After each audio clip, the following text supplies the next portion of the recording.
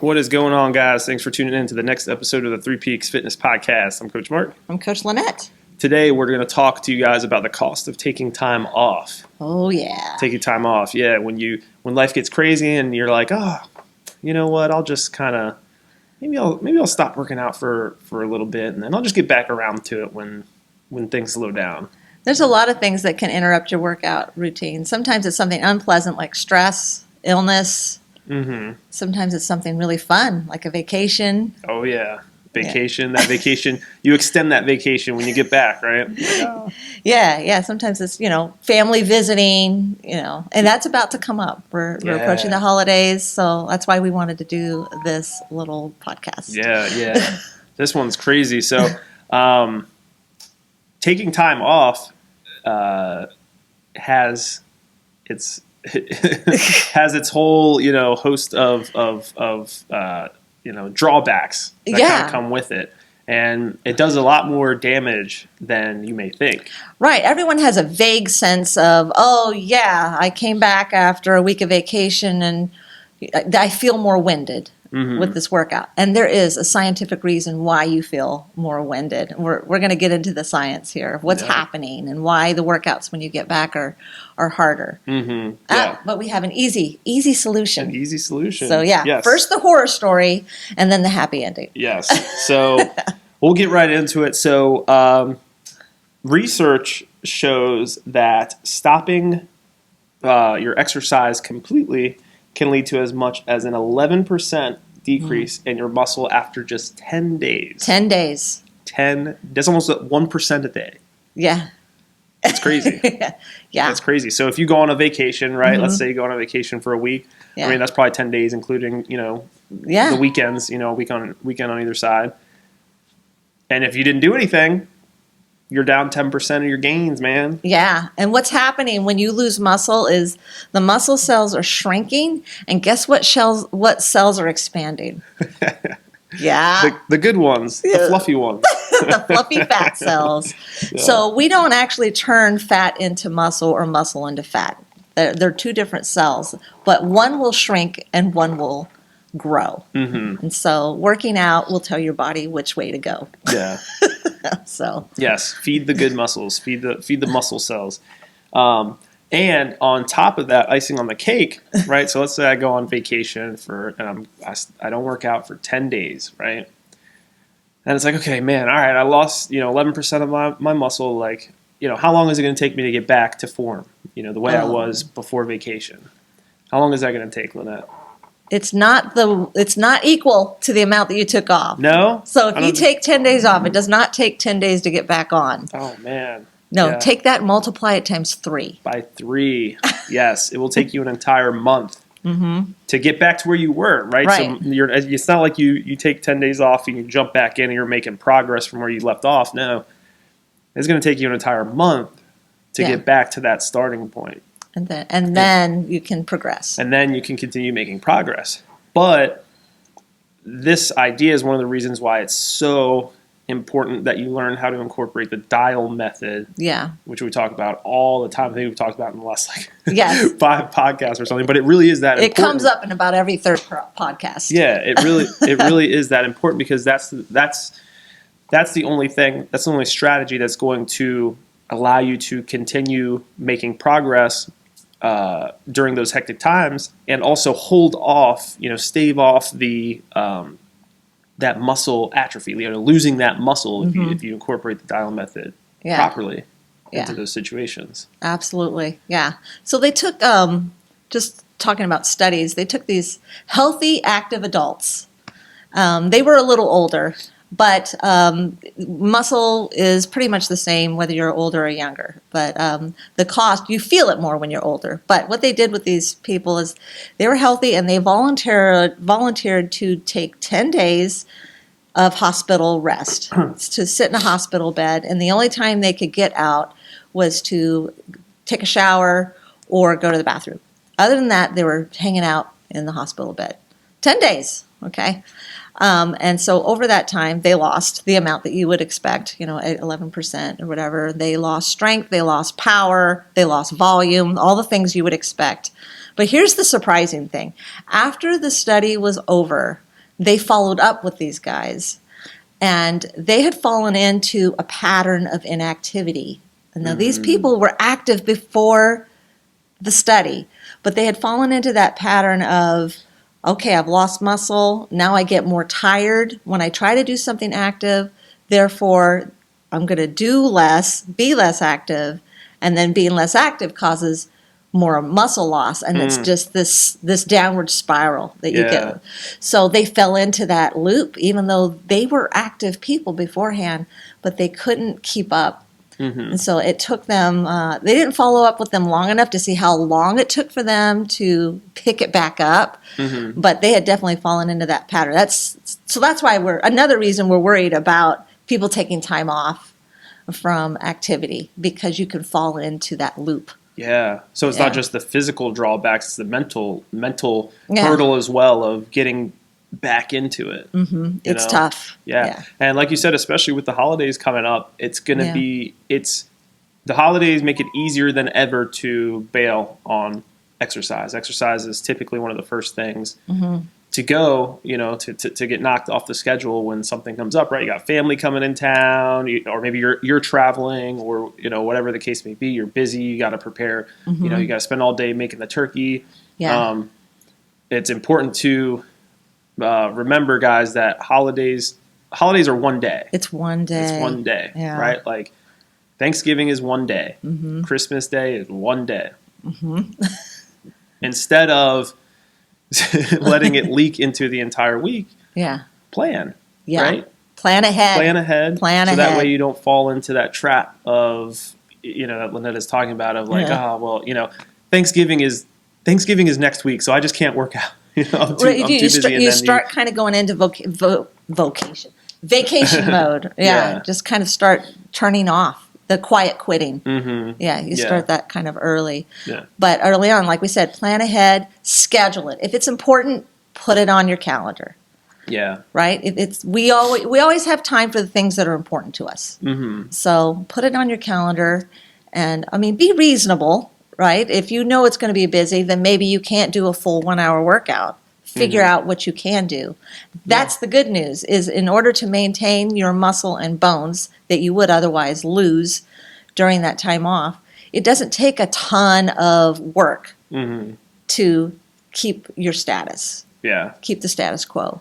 You just need to, your body's use it or lose it. Right? And your body's very efficient.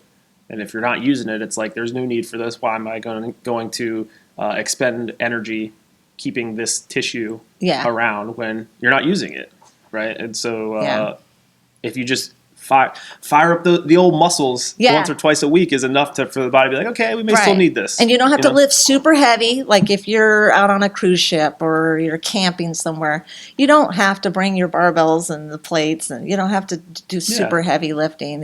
Just push-ups, a little bit of resistance training. It doesn't take more than just 15 minutes to just keep everything stimulated.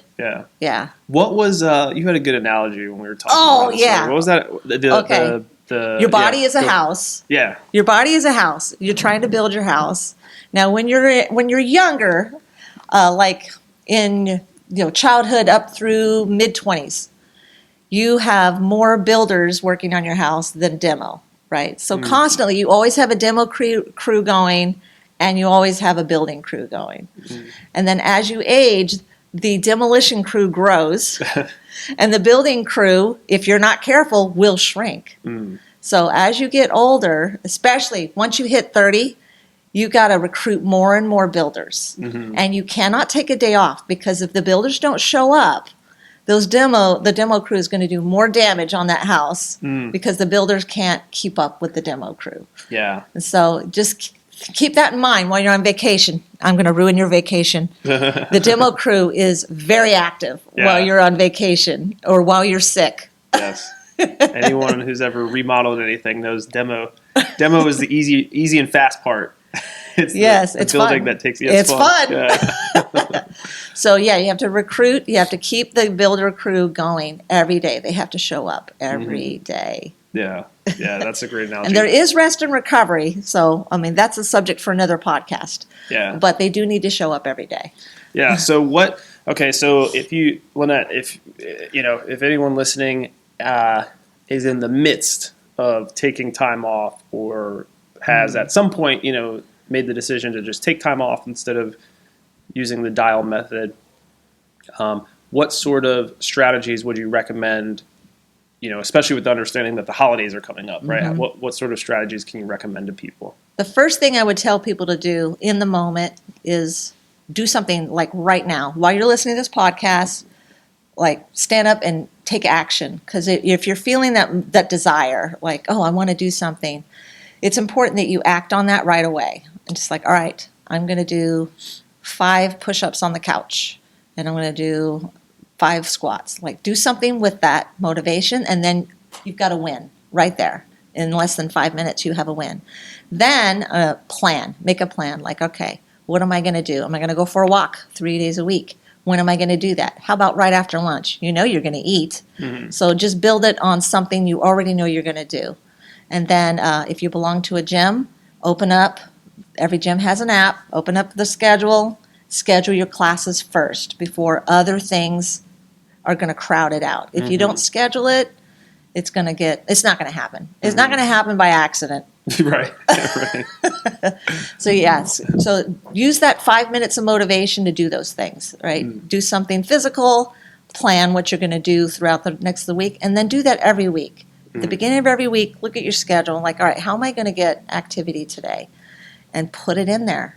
Put it in your calendar and figure it out. That's such a good one because, inevitably to make progress, you have to make your health a priority. And you can tell a lot about someone's priorities by looking at their, 2 things, their bank account and their calendar. Right? Whatever you spend money on and whatever takes up your time is what you prioritize. Yes. And so if you say that health is a priority, then the action needs to follow suit. So if you're following suit and fitness and your health are a priority, why would you then wait till the last minute to try to squeeze your workouts in, right? It should be one of the first things you do, right? You have work, you have family, right? Yeah. The most important thing. But then after that, right, you gotta make your health a priority. Yeah, health is right up there with time with family. It's equal with time with family, and there's ways to put that together. Yeah. Like when my girls were little, the way they learned to count was to count mom's push-ups. I was like, 1, 2. Like there's ways to combine it. Get a little creative, and be willing for things to not be perfect. But just be open-minded. Yeah. Don't just say I can't because. Right. Just say no. How could I make this work? Yeah. Which is a beautiful part about incorporating the dial method, because it shifts your mindset from like that all or nothing pass fail mentality to being solution oriented. Yeah. Right. How can I? Yeah. I look at next week. It's Sunday night. I'm looking at my week. I'm like, oh my gosh, like where? Instead of just throwing your hands up and saying, "There's no way," say how. Yeah. How can I? Even if that just means walking for 10 minutes on your lunch break. Yeah. Right. Just how? How can I incorporate health? Yeah. Into definitely my calendar. One of the biggest barriers recently for a lot of my clients that say, well, I don't have time, like I can't go to bed early or exercise, or I can't do whatever the thing is, because as a family, we watch something on TV that night. It seems to be this sacred time to them to like, we have to watch this show on this night. There's a way to incorporate activity into that. It doesn't have to be sitting on the couch. Like, all right, whenever they say this word, we're all going to do a squat, There's ways to work it in. Like you can make it fun and involve the family. So you want them to learn. If you're a parent and you're feeling that tug of war between your activity level and your time with your family, just involve them. Yeah. And make it part of it. That's a great idea. Yeah. And again, doesn't have to be every night. Right. Maybe just pick one day, make it a thing. Yeah. Right. Make it a thing. Like, maybe on Mondays and Wednesdays when we watch Survivor or whatever you're watching. Yeah. Whatever you're watching. Yeah. Yeah. It's like, we're going to play a game, or what we like to do. Some people during the holidays, they watch those all those holiday movies Mm-hmm. or the holiday shows that come on TV. I mean, you can say, all right, every time we see a cup of cocoa, That's a good just something funny that you Yeah. like, or every time they kiss, Yeah. you get up. Oh, we're going to get up and do this. Yeah. It's really fun. Yeah. It's like a drinking game, but Yes. healthy, but good for you. Yes, this one's much more beneficial. Yeah. Nice. No, Yeah, that's a great idea. it's fun. So Um, let's see. Is there anything else?